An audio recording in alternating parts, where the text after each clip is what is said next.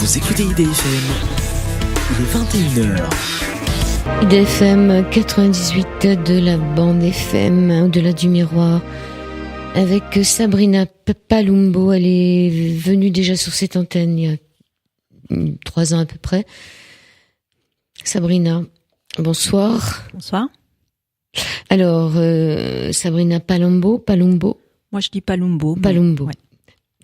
Finaliste au championnat de France d'athlétisme, est tombée dans la spirale de l'anorexie, boulimie, à 17 ans, hospitalisée à différentes reprises. Elle passera 1 an enfermée en hôpital psychiatrique. Reconstruite, elle agit aujourd'hui pour aider les personnes confrontées aux troubles alimentaires. On avait fait une première émission sur son premier livre qui s'appelait L'âme en éveil, le corps en sursis. D'accord.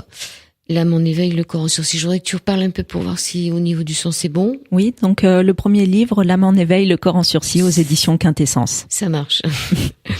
C'était un livre qui parlait plus de ton problème avec l'anorexie. Oui, c'était un livre témoignage. Le deuxième, là, troubles alimentaires, mieux comprendre pour mieux guérir. C'est la suite? On va dire que c'est la suite logique, oui, où j'essaye de sortir un petit peu du témoignage, de livrer une expérience de terrain de près de 3 ans, puisque j'avais fondé une association de lutte contre les troubles alimentaires, l'association Sabrina TCA 92, qui était parrainée par le professeur Michel Lejoyeux. Pendant 2 ans et demi, on a été très actifs donc auprès des malades et des familles. Ça m'a permis d'apprendre pas mal de choses et j'essaye dans ce livre de donner des pistes, des voies de guérison, de parler, d'insister sur le rôle des associations, sur des notions aussi que j'ai acquises au cours de différentes formations. Donc je me suis formée auprès du CCOMS de Lille. Donc je parle de notions telles que le rétablissement qui me paraissent très importantes, sur lesquelles on pourra revenir plus tard. Ce livre s'adresse peut-être à un public un petit peu différent, puisque le premier, comme je l'ai dit, c'était un témoignage, donc beaucoup de personnes malades. Il y a des choses qui faisaient écho en elles et j'ai eu des retours très positifs de la part des malades. Et des familles des malades. Bien sûr. Là, c'est peut-être qu'il s'adresse un peu plus aux proches, aux professionnels de santé également, parce que je dirais que dans le premier, j'ai un peu effleuré certains sujets. Là, je vais peut-être... excusez-moi. Tu vas peut-être un peu plus loin. Excusez-moi, j'avais besoin de tousser. Je vais peut-être un peu plus dans le détail de mon expérience en psychiatrie. Donc, je tape un petit peu sur la psychiatrie aussi. Dans le premier livre aussi. Hein. Oui, c'est sûr qu'on comprenait certaines choses, mais... On comprenait entre 2 lignes, mais on comprenait que c'était pas l'endroit idéal pour se refaire une santé quand même. Hein. Il y a psychiatrie et psychiatrie. C'est vrai que j'ai pas connu la psychiatrie la plus humaine qui soit. Là, c'est vrai que je pense dans celui-là, par exemple, au... comment ça s'appelle, l'entretien qui est retranscrit, l'entretien que j'avais eu avec le psychom dans le cadre d'un colloque qui se tenait et où on parle de la privation de liberté, de la restriction de liberté. Donc voilà, lors de cet entretien, on m'a posé des questions vraiment plus précises sur ce que j'avais vécu lors de l'enfermement. Donc on comprend un petit peu plus, quoi. Ça, on n'en parlera pas trop parce que c'est un entretien qu'on retrouve dans le livre avec des questions-réponses qui sont intéressantes. Tu écris à la page 19, il y a des mots que l'on ne prononce pas pendant près de 20 ans parce qu'on refuse d'en mesurer l'honneur. Parce qu'on refuse d'en mesurer l'horreur, ce que j'ai fait depuis mes 17 ans pour attirer l'attention sur autre chose que ce qui fait mal, pour ne pas y penser. Il y a des mots qu'on ne prononce pas pendant près de 20 ans parce qu'on refuse d'en mesurer l'horreur. Mais qu'est-ce que j'ai ce soir? C'est difficile cette phrase. Non, c'est bon.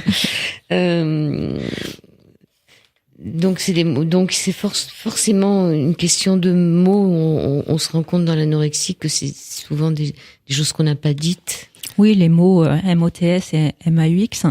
Je fais allusion dans cette phrase à des choses qui sont ressorties au cours de ma seconde thérapie, où j'ai mis vraiment le doigt sur des choses de mon passé. Je tiens pas à entrer plus dans le détail que ça. C'est ce que je dis. Je livre un témoignage aussi avec saupoudrage.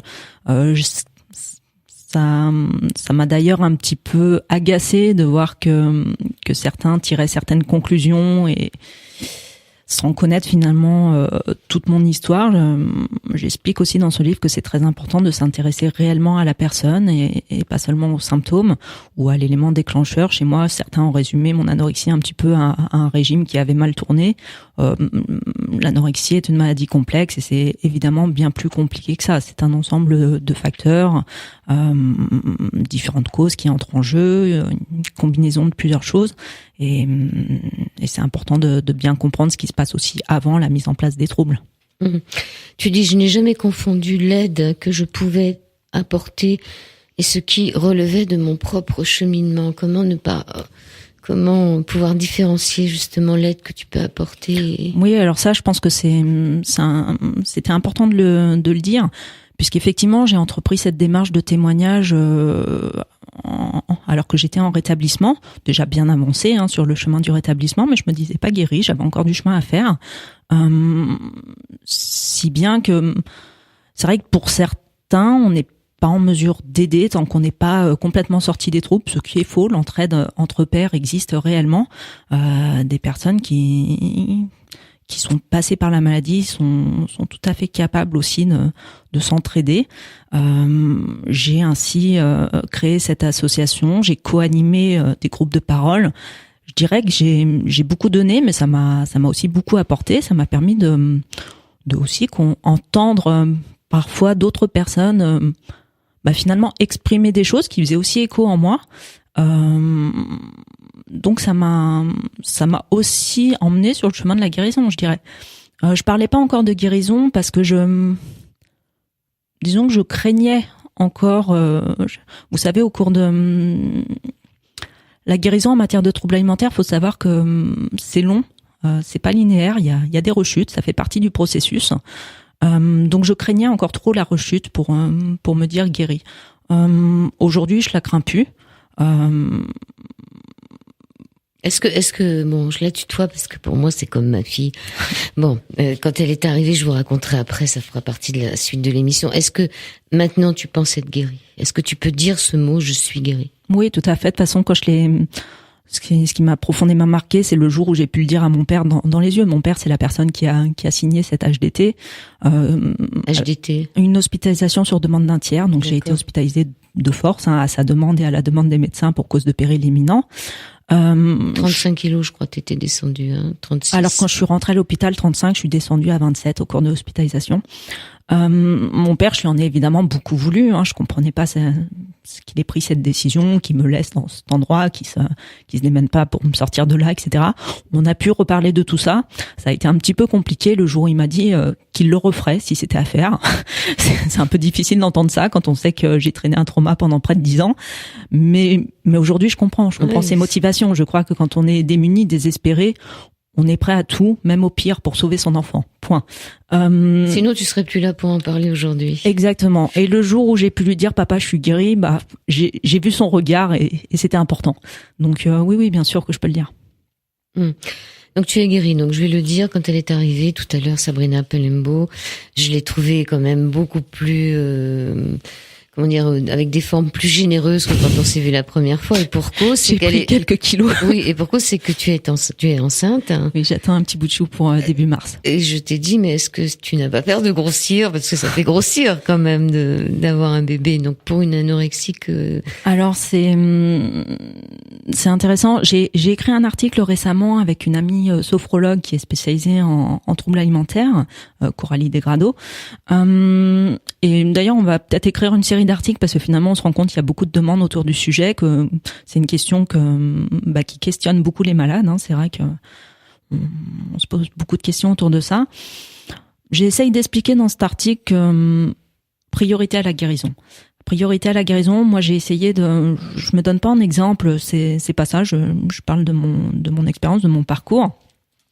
Moi, je voulais me sentir assez solide parce que je savais quand même que la grossesse c'est une période de chamboulement, et c'est vrai que ça vient quand même remuer pas mal de choses. Je pense que quelqu'un qui est passé par les troubles alimentaires, on n'aborde pas cette période de changement de la même manière. Rien que le fait de se dire qu'on va prendre 12 à 20 kilos, quand on a été anorexique, faut aussi l'accepter. Donc voilà. Après, certaines décident de faire un enfant même en ayant des troubles. Voilà, c'est leur choix. Dans ces cas-là, j'essaye d'expliquer que c'est important de se faire suivre médicalement, nutritionnellement, pour pas se mettre en danger son enfant. Donc voilà, tous les chemins, tous les chemins sont possibles. Pour l'instant, moi, ça se passe plutôt bien. Bon, je vais pas dire que j'adore voir les changements, mais bon, c'est pour la bonne cause et oui, c'est plutôt mignon, quoi. Oui, puis ça peut être même intéressant de voir qu'on s'arrondit. Alors, tu dis je reste vive d'esprit, on récupère ses facultés cognitives même après une anorexie sévère. Et c'est bien de le dire, que même ceux qui auraient des anorexies ou qui seraient anorexiques et qui nous entendraient, on récupère. Tout à fait, on peut se reconstruire tant sur le plan physique que psychique. J'ai la chance, c'est que j'ai été quand même très loin, que ce soit dans l'anorexie ou dans la boulimie. Je m'en sors avec très peu de séquelles. J'avais un rein qui fonctionnait plus, c'est reparti. J'ai bien sûr les dents fragilisées, mais j'ai encore ma dentition, tout ça. Certaines ont pas cette chance-là. On récupère de beaucoup de choses et le corps est assez fantastique là-dessus, quoi. Donc là je parle des facultés cognitives aussi. C'est vrai qu'au moment de l'anorexie, j'avais des gros problèmes de concentration, de mémorisation. Forcément, le cerveau a aussi besoin de beaucoup de choses pour fonctionner. Et en dessous d'un certain poids, on n'est pas capable de raisonner de la même façon, tout simplement. C'est bête comme chou. Et ça revient tout à fait. Alors cette association qui vraiment était le centre de tes préoccupations il y a 3 ans, oui. Comment ça s'est passé? Alors raconte. Alors l'association Sabrina TCA 92, tu dis que quand tu en étais la présidente, elle existe encore, mais tu n'y es plus. Je crois qu'elle existe encore juridiquement, mais non, elle est inactive. Je pense qu'on a fait du bon boulot pendant 2 ans et demi. Ce qui s'est passé, c'est vrai que j'ai eu des regrets sur la fin, ça a été un petit peu compliqué. J'arrivais tout simplement à la fin de ma période de chômage, j'étais en rupture conventionnelle, ce qui m'a permis de m'impliquer à temps plein pour cette association. Donc je devais aussi un petit peu préparer la suite. Sur la fin, j'ai été confrontée à des difficultés. Alors je rentrerai pas dans le détail, ça en vaut pas la peine, mais c'est allé assez loin, on va dire, qui font que voilà, j'ai rencontré des difficultés tout simplement, et j'ai dû passer un petit peu. Je voulais passer le relais. Certaines personnes de mon association encore malades voulaient prendre la suite, puis quand elles se sont rendues compte un petit peu des difficultés associatives, des problèmes d'ego ou de certaines choses, voilà, ça m'ont dit non, finalement c'est un peu trop compliqué pour nous, ça avait peut-être pas les épaules que j'avais. Je me suis pris quelques bleus quand même au cours de cette démarche. C'est pas toujours simple de faire entendre sa voix en tant qu'ancienne malade. Aujourd'hui, je me suis rapprochée d'une autre association parisienne qui fait un très bon travail, l'association du docteur Alain Meunier, La Note Bleue. Donc le docteur Alain Meunier a postfacé mon livre, et c'est vrai que je collabore un petit peu avec cette association qui fait un super boulot. Je me déplace prochainement à Laval avec une autre association, Solidarité Anorexie Boulimie, je crois que c'est 53. Et je m'entends bien avec les associations qui portent ce nom, qui ont été fondées par Bruno de Beaurepaire. Voilà, donc je continue à m'investir un petit peu dans le milieu associatif, mais voilà, on peut pas vivre non plus de l'associatif, donc fallait aussi que je fasse un petit peu autre chose. T'as une préface d'Alain Péroux. Oui, le docteur Alain Péroux, qui est donc spécialisé en troubles alimentaires. Et qui dit que c'est en lisant le livre de Valérie Valère, Le pavillon des enfants fous, qu'il a eu la première fois envie de s'intéresser au traitement des troubles des conduites alimentaires. Donc finalement, tu continues quand même. Donc, bilan de ces 2 ans et demi d'association, Sabrina, TCA 92, combien de personnes t'as réussi vraiment à remettre sur le droit chemin? T'as bien bossé. Oui, bien sûr. Alors, venaient à mes groupes de parole, sincèrement, des personnes un peu partout en Île-de-France, tout simplement parce qu'il y a un manque de structure et de lieux d'écoute énorme en France. Combien de personnes on a remis dans le droit chemin, ça je serais incapable de le dire. ça m'a permis de rencontrer quand même beaucoup de monde. On est aussi allé à la rencontre du grand public en organisant pas mal de rencontres, débats, d'actions de sensibilisation autour des troubles. Je pense que c'est important pour mieux faire reconnaître aussi ces maladies méconnues sur lesquelles il y a encore plein d'idées reçues, plein de tabous, plein de choses fausses qui circulent. Les gens ont besoin d'informations, de savoir aussi que les associations existent. Donc c'est bien aussi d'aller à la rencontre du grand public, d'informer, de sensibiliser. C'est important. Les associations, ça peut être tout simplement une première porte qu'on franchit, et puis une entrée vers une démarche de soins. Elles ont un grand rôle à jouer auprès des malades. Tu dis que la morale de l'histoire, de ton histoire, celle qui intéressera sans doute les auditeurs, est que nous avons commis une seule et même erreur. Elle parle d'elle, bien sûr, Sabrina Palumbo, avoir écarté les mots plutôt que de dire la mauvaise parole, celle qui blesse l'autre sans faire exprès. Malgré le silence et les non-dits, je sais, c'est Sabrina qui parle, avec le recul qu'il ne tenait qu'à moi de me libérer plus tôt, mais bon, c'est pas si évident que de parler, d'où l'importance de ces groupes de parole. On va faire une pause musicale, on se retrouve tout de suite après. IDFM 98 de la bande FM, seconde partie de cet au-delà du miroir, c'était Juliette Armamet, c'est lui, non, l'Indien. Nous sommes avec Sabrina Palumbo. Christophe André, médecin psychiatre à l'hôpital Sainte-Anne de Paris, écrit à la 4e de couverture de son livre « Rien ne remplace l'expérience vécue ». Parce qu'elle a traversé les souffrances et les épreuves de l'anorexie, Sabrina dispose d'une parole juste, sincère et surtout aidante, car son expérience n'est pas seulement celle de la maladie, mais aussi celle du long chemin qui mène vers la guérison. Un livre plein de ressources, réconfortant et encourageant. C'est une belle postface, enfin une belle dédicace de Christophe André. Alors, on était sur les mots, avoir écarté les mots qu'on n'a pas réussi à dire.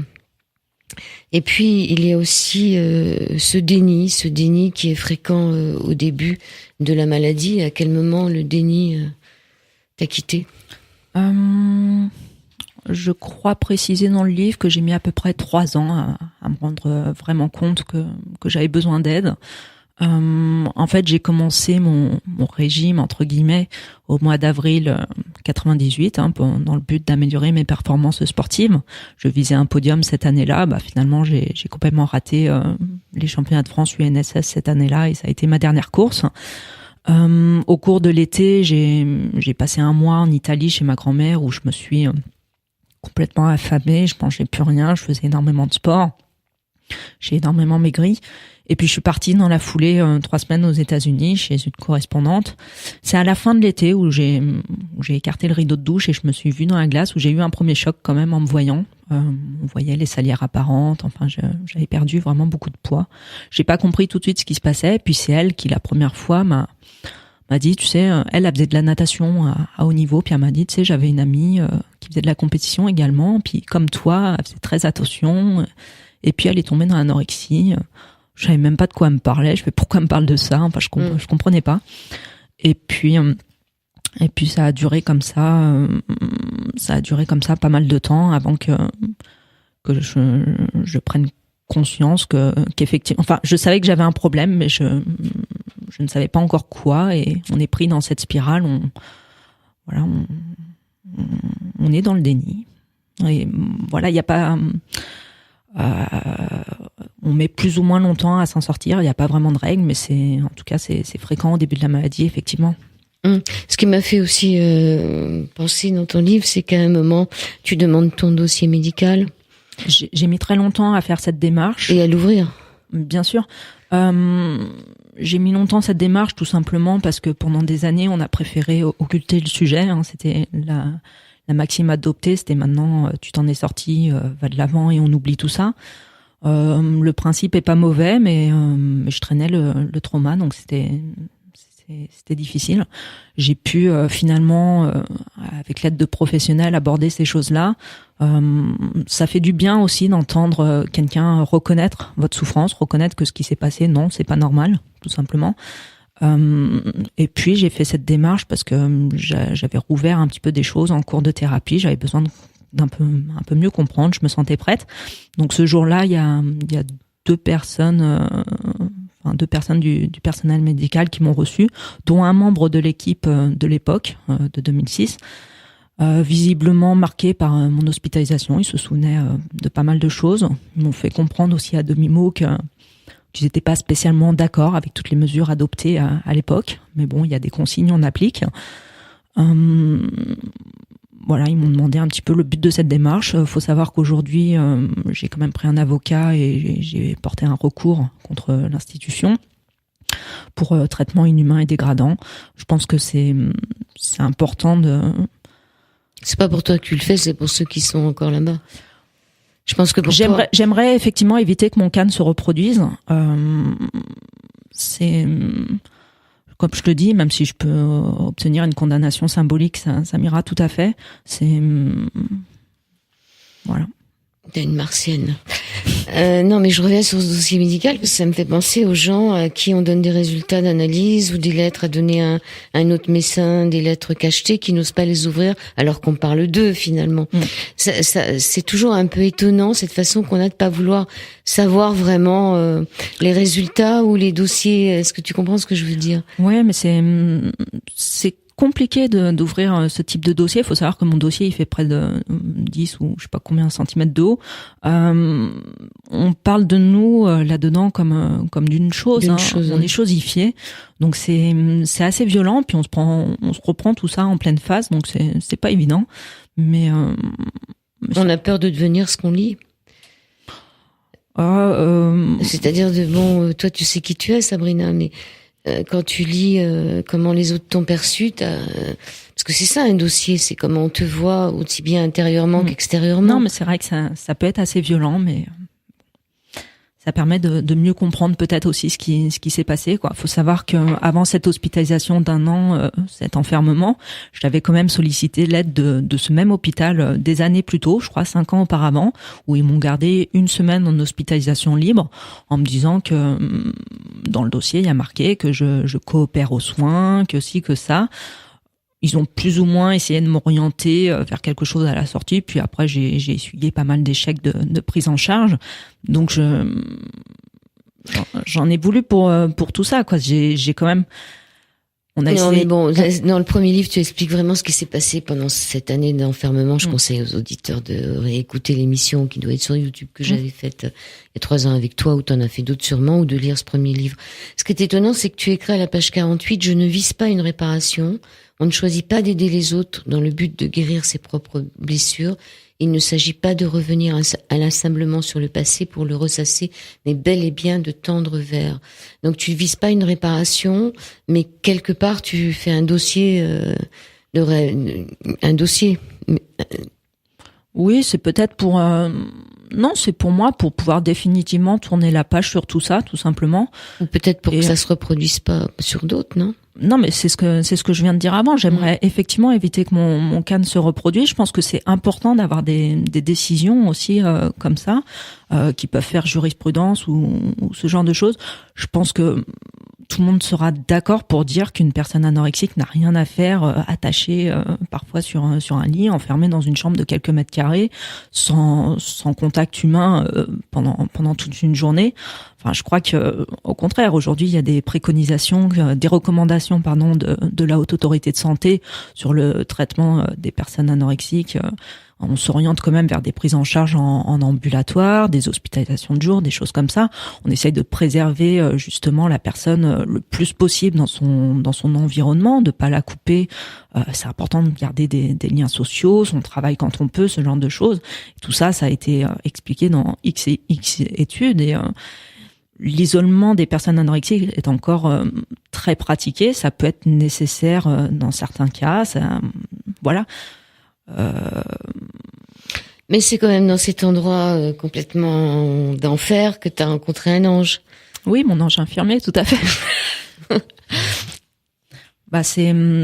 Il m'a permis. Alors c'était peut-être simplement une personne plus empathique et Et je me suis sentie écoutée, comprise. On a passé tout un après-midi dans le jardin de l'hôpital.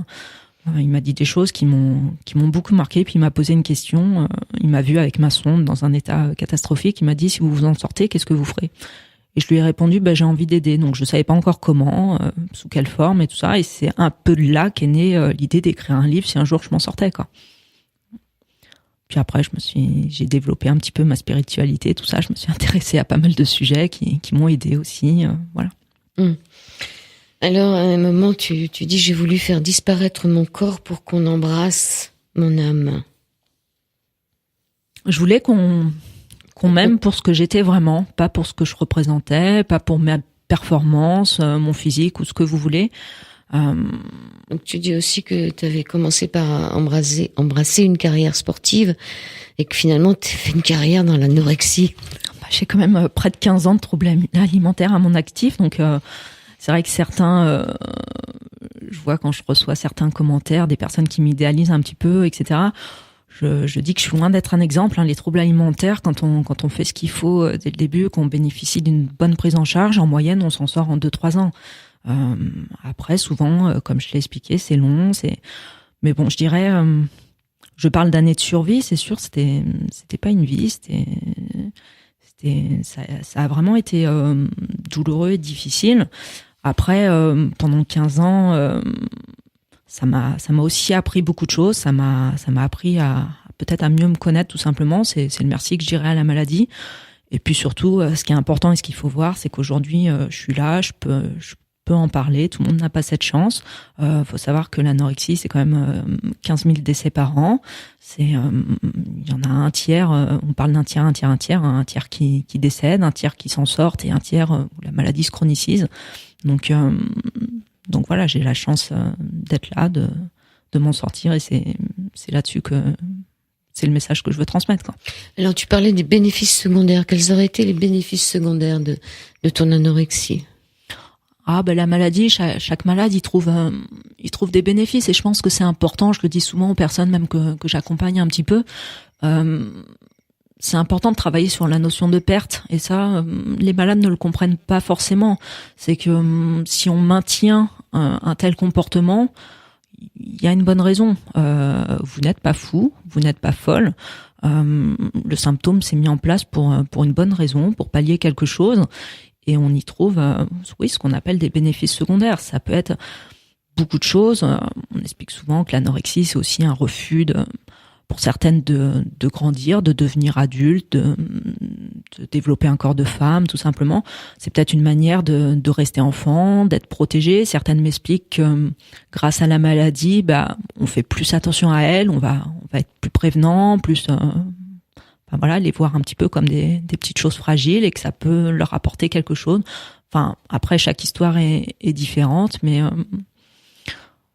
voilà, il y a forcément aussi des bénéfices secondaires, quoi. Tu dis que ta mère parle de faute et que toi tu parles d'erreur. J'ai voulu être parfaite pour tout le monde et me montrer à la hauteur du rôle de sauveuse que je m'étais collée toute seule. Oui, parce que alors c'est des choses dont j'ai parlé ni dans le premier livre ni dans le deuxième, que j'ai pu aborder en thérapie par contre. Et tu voulais sauver quoi? Les apparences? Disons que dans ma famille, tout n'a pas été toujours tout rose tout le temps. Et il y a eu des périodes, compliquées. Et peut-être que enfant, j'ai vécu aussi certaines choses qu'un enfant n'a pas forcément à vivre. J'ai dû grandir assez tôt, et j'ai peut-être trouvé dans le sport aussi une réponse, un refuge aussi, où voilà, tant que je permettais d'attirer l'attention sur quelque chose où je réussissais brillamment, pendant qu'on parlait de ça, on parlait pas d'autres problèmes, et ça arrangeait un petit peu tout le monde. Voilà. Donc, quand tu dis que ta mère, elle parle d'erreur, parce que les mères se sentent fautives quand il y a un enfant anorexique, la mère... Il y a une grande culpabilité de la part des proches, forcément. D'ailleurs, je me suis entretenue avec beaucoup de parents, même des grands-parents qui sont venus me voir, qui m'ont dit, vous savez, grâce à votre livre, donc le premier livre, grâce à vous, je comprends mieux ma petite fille. Ça fait hyper plaisir quand on entend ça. Les proches culpabilisent énormément. Forcément, c'est qu'est-ce qu'on a raté, puis surtout, on comprend pas, parce que souvent... quand même le dire, les personnes anorexiques sont souvent des personnes brillantes qui réussissent un petit peu tout ce qu'elles font et tout ça. Puis tout d'un coup, voilà, ça surgit dans la famille. Il y a aussi du déni de la part des proches qui veulent pas voir, qui veulent pas comprendre. Alors cette anorexie, elle arrive toujours en période de l'adolescence où il y a des âges critiques ou... Je crois qu'il y a 2 périodes fortement touchées. Alors je veux pas dire de bêtises, mais vers les 13 ans, quelque chose comme ça, et un petit peu plus tard. Donc oui, l'adolescence, c'est quand même la période où les personnes sont plus confrontées à ça, parce que c'est une période de fragilité, tout simplement. Après, on peut souffrir de troubles alimentaires à tout âge, et je dirais que de plus en plus, des personnes sont confrontés à des âges, plus avancés. Ça peut être suite à aussi un événement de vie compliqué, une rupture, un divorce, un décès, ce genre de choses. Ça peut... Voilà. Oui, parce que c'est pas que l'anorexie, c'est la boulimie aussi. Ouais. Et puis donc je parle d'âge plus avancé, mais aussi on s'est rendu compte que les enfants aussi sont concernés de plus en plus tôt. Vous avez des enfants à 6-8 ans qui commencent à développer un trouble alimentaire. Une compensation? On sait pas. C'est tellement, comme je l'ai dit, c'est tellement complexe que c'est des maladies que même les spécialistes disent assez qu'on a du mal à expliquer. Faut agir sur différentes choses. Alors là, je viens d'interviewer un médecin psychiatre, le docteur Jérôme Palazzolo, qui est psychiatre à Nice sur le sujet des troubles alimentaires. Il explique très bien dans cette interview. C'est des maladies, comme on dit, bio-psychosociales. Donc il y a vraiment les 3 choses sur lesquelles on peut travailler. Donc le côté bio, sur lesquels on va pouvoir agir à l'aide d'un antidépresseur, ce genre de choses. Psycho, ça sera avec l'aide d'un thérapeute, c'est faire une psychothérapie. Et puis social, agir aussi sur l'environnement, la famille. Donc c'est bien aussi d'impliquer la famille, leur faire... je parle dans mon livre il s'agit pas de les culpabiliser, je pense qu'il s'agit de les responsabiliser aussi, de les impliquer. Ils ont un grand rôle à jouer dans la guérison des malades. Je pense que c'est important d'aider les proches également. Il y a des groupes de parole qui existent pour les proches et c'est important. Moi, mes parents se sont trouvés très démunis. Je pense qu'ils ont pas eu, ils étaient pas en mesure de m'aider, tout simplement. Ils ont pas bénéficié d'aide. Ils ont essayé de frapper à beaucoup de portes. Alors je sais pas pourquoi ils ont pas été frappés à la porte d'une association. Il y en a aussi pas énormément. Puis c'est pas facile de trouver l'information. Est-ce qu'ils avaient déjà le mot-clé? Est-ce qu'ils avaient déjà mis anorexie sur le problème? Oui, il y a un moment, le diagnostic a été posé, mais ils ont frappé à beaucoup de portes. Je crois que mon père a été jusqu'à se renseigner, même à l'étranger, pour me faire prendre en charge, etc. Certains services, je me rappelle, j'ai eu une première consultation, je sais plus, je crois que c'était peut-être à l'Institut Montsouris ou quelque chose comme ça. Ils m'ont pris, puis j'ai échoué à cet entretien, je dirais. Quand on les a à nouveau sollicités des années plus tard, ils m'ont dit, mais vous avez déjà eu la consultation, l'entretien, il y a X années, donc non, on vous reprend pas. C'est compliqué de trouver, c'est ce que je dis aussi je parle de cette longue hospitalisation d'1 an à l'hôpital de mon secteur. Ils ont essayé de me faire prendre en charge dans un service spécialisé, donc ailleurs. Donc je me souviens du voyage que j'ai fait en ambulance jusqu'à la CMME, donc le centre des maladies mentale je sais plus exactement, et de l'encéphale de l'hôpital Sainte-Anne, le service spécialisé. On m'a posé des questions, j'étais allongée sur un lit à moitié partie, je sais même pas ce que j'ai répondu. Ils m'ont pas pris, j'ai refait le voyage dans l'autre sens, et c'est là où les médecins ont dit on va essayer de la sauver. Ils se sont équipés pour moi, ils ont acheté la pompe nutritionnelle pour moi, le matelas anti-escar, et ils ont bricolé comme ils pouvaient. Alors, je pourrais pas dire pourquoi on m'a pas accepté dans le service. Peut-être que j'étais dans un état trop grave, peut-être qu'il y avait un manque de place dans le service, tout simplement. Mais pour dire que c'est pas toujours évident, quoi. Donc, on a essayé.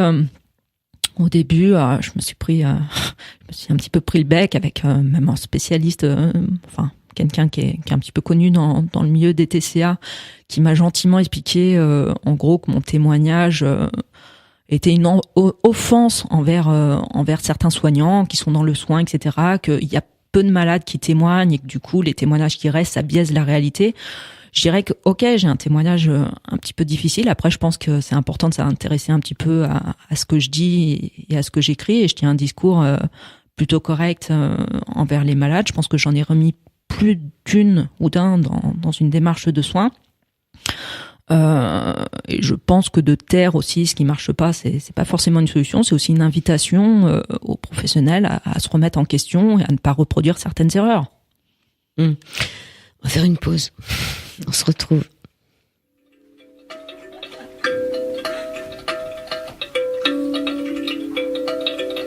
Chante de là où tout est, tu sais pas vers où tout va passer après. Alors chante de là où tout est. Elle s'appelle Lior Shaw, et puis elle a juste un tout petit instrument de rien du tout entre les mains. Et elle a une voix quand même assez sympa. Et je trouve que les paroles vont bien avec le style de l'émission. Sabrina Palumbo, pour cette dernière partie de cet Au-delà du miroir sur l'antenne d'IDFM, il y a cette phrase à la page 92 de ton livre de Martin Luther King. Avoir la foi, c'est monter la première marche, même quand on ne voit pas tout l'escalier. Cette foi, c'est cet ange infirmier qui te l'a redonné, ou quelque part elle était toujours au fond de toi? Ouais, je dirais que la foi m'est tombée dessus à l'hôpital. Je suis issue d'une famille catholique, j'ai fait mon catéchisme, ma première communion, et je priais souvent quand j'étais jeune, la veille d'une compétition pour être sûre de gagner le lendemain. Mais bon, j'y croyais pas plus que ça. Et puis là, aujourd'hui, je dirais qu'effectivement, j'ai la foi. Je parle beaucoup des anges, mais quel que soit le terme qu'on met derrière, c'est le fait de se sentir tout simplement sur son chemin, accompagné, d'avoir la chance aussi de rencontrer des belles personnes, des belles âmes, comme je dis. Et ça m'a beaucoup aidé aussi de me raccrocher à cette spiritualité les années où j'ai dû me reconstruire. Et puis cette phrase aussi, vous obtiendrez plus dans ce monde avec le pardon qu'avec des actes de représailles, de Nelson Mandela. Mm-hmm. Bah, c'est ce que je dis, c'est que je crois que dans mon premier livre, à la fin, j'écris une lettre aux combattantes, comme je les appelle, les personnes confrontées aux troubles alimentaires. Je leur dis, n'en voulez pas à ceux qui ne comprennent pas, à ceux qui ne savent pas vous soigner quelque part. N'en voulez pas aux proches qui ont des mots, qui ne comprennent pas vraiment. Vouloir qu'ils comprennent, ça serait leur souhaiter de tomber malade, de passer par là. Je pense que certaines personnes peuvent vraiment toucher du doigt certaines choses, s'en rapprocher. Mais pour comprendre vraiment, faut passer par là. Donc même les personnes, comme je l'ai dit, on m'a posé la question encore hier sur Facebook, comment tu fais pour pas en vouloir à tes bourreaux quelque part. T'as connu la psychiatrie. La maltraitance en psychiatrie. J'oublie pas, le sentiment d'injustice demeure. Après, j'ai aussi compris que chacun faisait en fonction de ses moyens, de ses limites. J'ai pas eu la chance de bénéficier d'une prise en charge par des personnes formées aux troubles alimentaires. Donc voilà, j'ai réussi, j'avais recontacté le psychiatre de l'époque, je lui avais écrit une lettre, il m'avait appelé au téléphone, on s'était un petit peu expliqué, il a botté en touche sur pas mal de choses, donc ça a pas abouti à grand chose cet appel. Je lui ai dit merci, ils m'ont sauvé la vie, mais comme je dis, ils ont sauvé le corps, et puis à quel prix, quoi. Page 107, message de l'anorexie. L'anorexie est une mue. Ma révolution fut un échec. Je me suis fait mater. J'ai dû faire profil bas pour sortir. Je continue de regretter qu'on m'ait peu écoutée et encore moins comprise, tout en reconnaissant m'y être mal prise.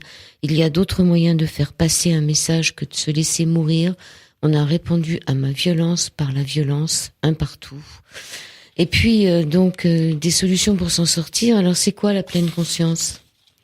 Ah, la pleine conscience. Alors, je fais partie d'une association. Je vous invite à aller voir le site internet. C'est l'association S'asseoir ensemble, qui a été fondée par il y a 4 cofondateurs. et dont le docteur Yasmine Liénard, qui a été chef de service à l'hôpital Sainte-Anne pour les TCA, qui aujourd'hui exerce en libéral. Aujourd'hui, elle ne fait plus partie de l'association, mais je continue à m'y investir, notamment aux côtés du docteur Jean-Christophe Seznec.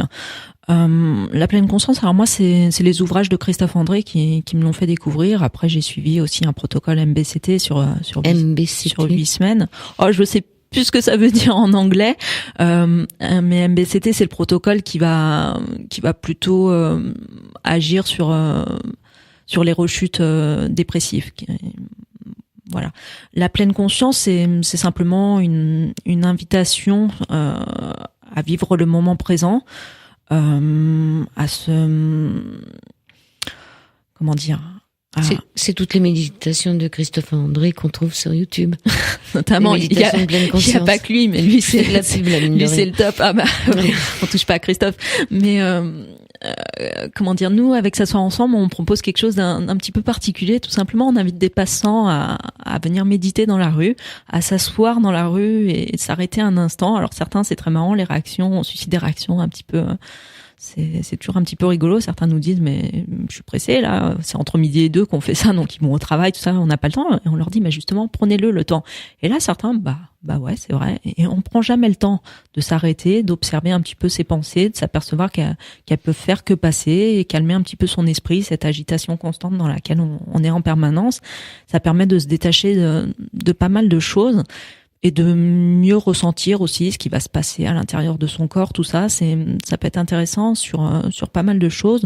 Je pense que les personnes qui sont résistantes aussi, comme je l'ai été, bien ancrées dans les troubles alimentaires, bien coincées dans le mental, comme je le dis, j'étais coupée de mes émotions. Dès qu'une émotion pointait le bout de son nez, je la court-circuitais. Ça permet aussi d'apprendre un petit peu à lâcher prise et de se reconnecter un petit peu avec son corps, avec ses sensations, c'est beaucoup de choses. Donc l'association S'asseoir ensemble. Dernière question, et je crois qu'on avait fait la première émission sur le même thème, enfin il me semble. Et si les anorexiques ou les boulimiques étaient plutôt les messagers en réponse à une société malade? Je vous invite à lire le livre de mon ami Dimitri Jacques, Message de l'anorexie. Je pense qu'il y a beaucoup de choses qui des messages en filigrane dans ce livre, et les personnes confrontées aux troubles alimentaires se retrouveront dans beaucoup de choses. Effectivement, elles ont des choses intéressantes à dire. Je pense qu'il faut les écouter. C'est pour ça que j'essaye aussi de donner la parole à des personnes qui ne l'ont pas forcément. Beaucoup sont très lucides sur beaucoup de choses et connaissent bien aussi leur maladie, tout ça. Et l'anorexie renvoie à pas mal de choses, à pas mal de problèmes de société aussi. Cette société de l'image, de l'apparence, du culte de la minceur, de beaucoup de choses qui entrent en jeu aussi dans le développement des troubles. Que dire de plus? Alors il y a cette phrase du professeur Philippe Janet qui dit: on n'a pas à s'abîmer pour se sentir exister. Ce n'est pas juste d'y être contraint pour se sentir moins mal. Ouais, elle est magnifique cette phrase. Je pense qu'il résume bien ça, et c'est ce que j'essaye d'expliquer aussi à pas mal de jeunes filles. Elles ont toutes des potentiels énormes, et ce livre aussi, je l'ai écrit c'est une invitation à se concentrer sur ses ressources. Comme je le dis, le rétablissement, c'est une notion intéressante qui va pas viser à tout prix la guérison. Parler de guérison aussi, c'est parfois c'est mettre un petit peu une épée de Damoclès au-dessus des malades. C'est on est malade ou guéri, puis entre les deux, pas grand-chose. C'est faux. Entre les deux, il se passe beaucoup de choses, et elles peuvent aussi s'épanouir dans beaucoup de domaines. Et alors je le dis, ma démarche, elle a pas pour but de banaliser le symptôme. On sait qu'il est là, il nous pourrit assez la vie, et c'est pour ça que j'invite aussi à se concentrer un petit peu sur autre chose, sans négliger évidemment le travail qu'il y a à faire pour se soigner, mais en se concentrant aussi sur peut-être d'autres domaines à investir, à développer ses compétences, ses forces, leur créativité. Souvent, c'est des personnes qui savent très bien écrire, faire beaucoup de choses, et elles peuvent s'épanouir dans pas mal de choses. Donc c'est aussi une invitation à donner un sens à sa vie, à trouver un sens à la maladie qui initialement n'en a pas, tout simplement. Et le rétablissement, c'est un petit pas chaque jour. Et voilà. Et en guise de conclusion, l'importance des groupes de parole, puisqu'en guise de conclusion, les mots ont plus de poids que tous les kilos du monde. Je trouve cette phrase intéressante. Les mots ont plus de poids que tous les kilos du monde. Oui, surtout parler. Sortez de l'isolement, c'est un gros problème de beaucoup de malades qui n'osent pas aussi. Il y a la honte de la maladie, la culpabilité, voilà. Donc l'important c'est de s'en sortir. Le message aussi c'est on s'en sort pas tout seul. Donc vraiment aller solliciter de l'aide, réagir le plus tôt possible, plus vite on entamera une démarche et plus on se donne des chances de guérir et de s'en sortir. Donc on le sait, plus on réagit tôt, et c'est important. C'est pour ça qu'on insiste beaucoup sur le repérage précoce de la maladie et le diagnostic précoce. Voilà, mais surtout parler, n'ayez pas peur des mots. Il y a rien de honteux c'est pas honteux d'aller consulter. Il faut mieux aussi aller consulter pour être rassuré quelque part que de laisser la maladie s'installer. Et il n'y a pas de honte à se faire aider. Oui, puis si on n'est pas capable de parler, on peut au moins écouter au départ, parce que je pense que c'est pas évident de parler. Donc déjà aller écouter les groupes de parole. Oui, alors c'est très curieux. Je finirai aussi là-dessus, mais je me souviens d'un groupe de parole où une jeune fille vient pour la première fois. Alors on fait un tour de table comme chaque début de groupe de parole où chacune se présente, on passe la parole à tour de rôle. Puis vient son tour, et là non je veux pas parler. Bon, très bien, on passe à autre chose. Je vous assure qu'à la fin de ce même groupe de parole, on l'arrêtait plus. On l'arrêtait plus, et la parole s'était libérée parce que simplement elle s'était rendue compte en écoutant les autres qu'elle n'était pas toute seule à vivre ça, que beaucoup d'autres sont confrontés. Donc c'est aussi une manière de se rendre compte que d'autres peuvent vivre un petit peu les mêmes choses, qu'on n'est pas un cas, qu'on n'est pas un monstre de faire ce qu'on fait. Et dans les groupes de parole, souvent on se dit mais c'est marrant, ça parle de moi. C'est ça. On se rend compte que on croit avoir inventé tel stratagème et tout. Alors il y avait des moments où on passait du rire aux larmes parce qu'on se remémorait aussi certains. On a des bonnes anecdotes aussi en tant qu'anorexique. Je raconterai pas, ça va donner des idées à certaines. Mais voilà, des choses que la maladie nous fait faire, et puis. Après coup, ça nous fait aussi sourire. Mais c'est une manière aussi de dédramatiser les choses, et je pense que c'est important. Alors Sabrina Palumbo, lors de la dernière émission, il y avait donc cette association Sabrina TCA 92. Mais alors maintenant, il y a quoi ? Maintenant, comme je l'ai dit, il y a l'association La Note Bleue, qui est une équipe avec qui j'aime bien travailler. S'asseoir ensemble. Il y a S'asseoir ensemble, où je vous invite à venir méditer avec nous. Il y a d'autres projets qui se dessinent. Là, en octobre, je fais un déplacement sur Laval avec une autre association. Je collabore avec les solidarités anorexie boulimie. Et voilà, on m'a proposé un assez gros projet. Alors pour beaucoup plus tard, pour 2019, mais voilà, une belle intervention devant un gros public. Il y a peut-être d'autres projets d'écriture qui se dessinent. Voilà. Donc c'est pas fini. J'espère bien. Sabrina Palumbo, Troubles alimentaires, mieux comprendre pour mieux guérir. C'est aux éditions de La Providence. Une citation pour terminer ou un petit mot? Surtout un remerciement de m'avoir invité encore dans cette belle émission. Ça m'a fait plaisir. D'avoir pu parler de... Surtout que t'es pas venue toute seule ce soir. on est venu à deux. D'avoir pu parler d'un sujet qui est quand même grave, sérieux, et c'est, voilà, tous les moments où on peut en parler, sensibiliser aussi le grand public. Je pense que c'est important. Il faut en parler. Donc merci pour cette invitation. Merci Sabrina. Merci.